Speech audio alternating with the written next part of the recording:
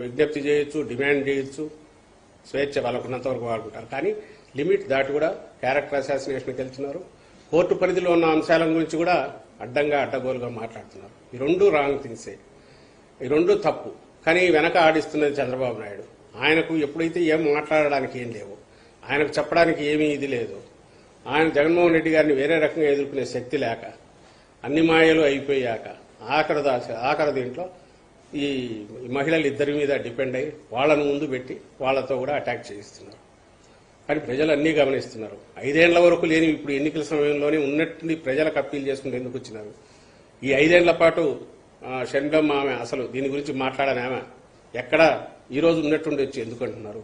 ఈరోజే రక్తపు దీంట్లో ఇదైపోయిందని ఎందుకు అనగలుగుతున్నారు? ఎట్లా ఏ రకంగా అంటున్నారు? ఏమీ రీజనింగ్ లేదు, ఏమీ లేదు.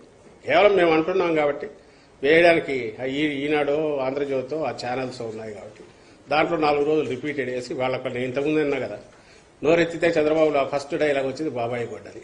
ఎవరి బాబాయి? ఆయన బాబాయి. ఆయన గొడ్డలతో ఇచ్చేసాడా?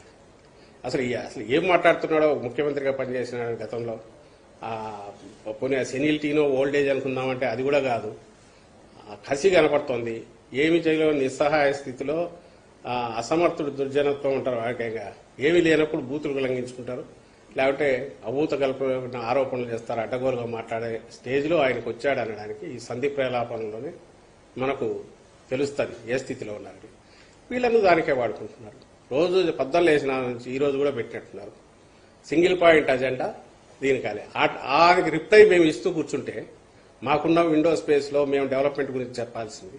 ఆ స్పేస్ అంతా పోతుంది కాబట్టి మేము దాని జోలికి ఎక్కువ పోవట్లేదు. ప్రజలు ఆల్రెడీ నిర్ణయించుకున్నారు. ఈ తప్పుడు ఆరోపణలు ఏదైతే చేస్తున్నారో, క్యారెక్టర్ అసాసినేషన్ ఏదైతే చేస్తున్నాం, దాని మీద లీగల్గా ఏమైనా ప్రొసీడ్ అయితే అవుతాం. కోర్టు పరిధిలో ఉన్న అంశం గురించి కోర్టు ఆల్రెడీ ఏదైతే దాని గురించి విచారణ చేస్తుందో, ఇన్వెస్టిగేటివ్ ఏజెన్సీలు ఎక్కడైనా పొరపాటు జరిగితే వాటి మీద కోర్టుకు వెళ్లారు. కేసు అనేది ఒకటి అక్కడ నడుస్తోంది. ఆ కేసు గురించి మీకేదరికన్నా ఇవి ఉంటే అక్కడ మాట్లాడొచ్చు, లేదా ఇక్కడికి వచ్చి సందర్భం వచ్చినప్పుడు మాట్లాడొచ్చు. కానీ ఎన్నికల నేపథ్యంలో ఒక రాజకీయ పార్టీగా దాని అజెండా కేవలం దురదృష్టవశాత్తు అప్పుడు జరిగిన ఒక దారుణమైన హత్య, 5 ఏళ్ల క్రితం జరిగిన దారుణమైన హత్య గురించి ఈ రోజు దాన్ని తీసుకొచ్చేసి అది ఒక అజెండాగా చేయడం అంటే అక్కడే తెలుస్తుంది వాళ్ళకున్న ఉద్దేశాలు దాని వెనక ఏమున్నాయి అనేది. సో దీనికి ఏ స్థాయిలో ఎప్పుడు రియాక్ట్ కాలం అవుతుంటారు. కానీ వెనక ఎవరు నడిపిస్తున్నారు అనేది తెలిసినప్పుడు, అలాగే వాళ్ళ మాటల్లోనే ఆయన్ను ఆ చుట్టూ ఉన్న వీళ్ళందరినీ పొగుడుతూ గతంలో కూడా మాట్లాడారు. వీళ్ళంతా ఒకరు గ్యాంగ్ అప్ అయి ఒక్క జగన్మోహన్ రెడ్డి గారిని ఎలాగో తప్పిస్తే మళ్లీ అధికారాలు పంచుకోవచ్చో, లేదంటే మళ్లీ 5 ఏళ్ల పాటు మేము ఇది కావచ్చని ఒక స్వార్థపూరితంగా చంద్రబాబు నాయుడు ఆలోచించే దాంట్లో వీళ్ళు పావులయ్యారు, లేదా పాత్రదారులయ్యారు. కీలక పాత్రదారులు కూడా ఇప్పుడు అయినట్టున్నారు.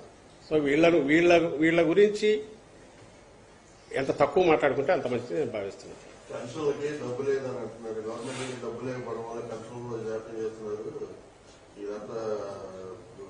అదే తప్పించుకోవడానికి తన కారణం అనేది ఏదైతే ప్రజల్లో బలంగా పడిందో చంద్రబాబు నాయుడు కారణం అనేది, దాని నుంచి ఆ నిజమైన విషయం ఏదైతే దాని నుంచి తప్పించుకోవడానికి ఈ అపవాదు ఇది వేయాలా, ఇది అపోహలు క్రియేట్ చేయాలని ఆయన ట్రై చేస్తున్నాడు. కానీ ఆయన ఏం చేసినా కూడా అదైతే అయిపోతుంది. ఈ రోజు నాకు తెలిసి అయితే 60% మార్నింగ్ అయింది.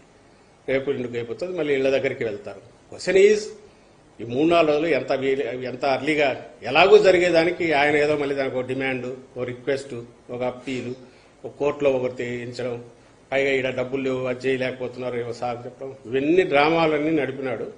ఇప్పుడు ఆయన అంటుండగానే దాని అయితే అది అయిపోతుంది.